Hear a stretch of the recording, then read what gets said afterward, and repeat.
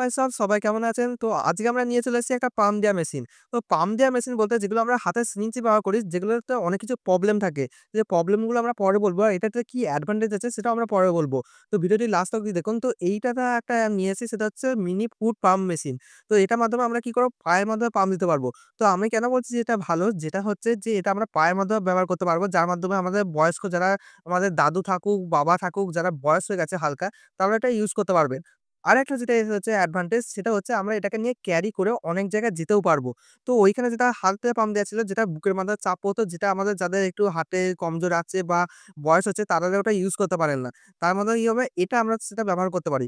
তো এটা আমরা একটা আনবক্সিং করে নিয়েছি। তো তাড়াতাড়ি আনবক্সিং করে নেওয়া যাক। তো প্যাকেটটাকে ভালো করে দেখে নিই, যেটা এরকম একটা প্যাকেট আছে যেখানে দেখাচ্ছে যে এটা পাম্প দেওয়া মেশিন। আর এইখানে আমরা যদি ইউজ করে দেখি পিছন দিকে, তো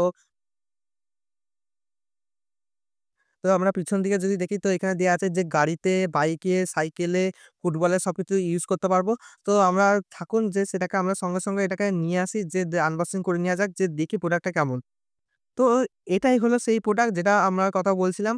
তো এই প্রোডাক্টের মাধ্যমে আমরা কি করতে পারবো, যেখানে সবথেকে এটা অ্যাডভান্টেজ হচ্ছে যে এখানে আমাদের পাম্প কত আছে সেটা দেখতে পারবো। কারণ আমরা যেকোনো স্কুটি বা সাইকেল যদি পাম্প দিই, সেখানে পাম্পটা বেশি হয়ে গেলে বার্স্ট করে যায়। তো এখান থেকে আমরা দেখতে পারবো যে এটা পাম্প কত আছে, সেটার মাধ্যমে এখানে দেখতে পারবো। সাথে আরেকটা ভালো দিক হচ্ছে যে এটা আমরা দেখতে পাচ্ছেন যে এটা খুব ছোটও না, খুব বড়ও নয়। তার জন্য এটা আমরা ডিক্কিতে বা কোনো জায়গাতে নিয়ে এটা আমরা ক্যারিও করতে পারবো। আর এটা প্রচুর ভারীও নয়। তো আর প্রচুর এটা প্রেশারও আছে।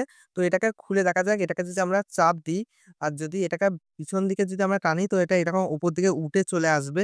তো উঠে চলে আসার পর যদি আমি এখানে যদি দেখি, এখানে ২ খানা হোল আছে, যেমন এখানে সবকিছু থাকে। যে একটা বড়টা ইউজ করা হয় যেটা স্কুটি, বাইক, তারপর ৪ চাকার জন্য, আর ছোটটা ইউজ করা হচ্ছে যেটার মাধ্যমে আমরা সাইকেলে পাম্প দিতে পারবো।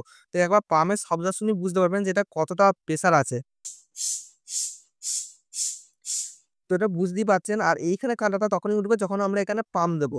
তো এটা একটা খুব ভালো অপশন, যদি আমরা এটাকে অল্টারনেটিভ হিসাবে ব্যবহার করতে পারি, যেটা হাতে পাম্প দেওয়ার সাথে এটা পায়েও আমরা ব্যবহার করতে পারবো। যেটা আমরা ক্যারি করে অনেক জায়গায় নিয়েও যেতে পারবো। তো এটা খুব ভালো একটা জিনিস। তো এটা আমরা চাইলে লিঙ্ক আমি ডেসক্রিপশনে দিয়ে দেবো। প্রাইস কত সেটা আমরা লিঙ্কে গিয়ে ডেসক্রিপশনে লিঙ্কে যাবেন। সেখান থেকে ক্লিক করে দেখবেন যে এটা প্রাইস কত। এফোর্ডেবল প্রাইসে আমরা এটা ব্যবহার করতে পারবেন, কিনতে পারবেন। তো দেখা হচ্ছে পরবর্তী ভিডিওতে। অবশ্যই ভিডিওটা ভালো লাগলে লাইক, কমেন্ট, সাবস্ক্রাইব অবশ্যই করে যাবেন।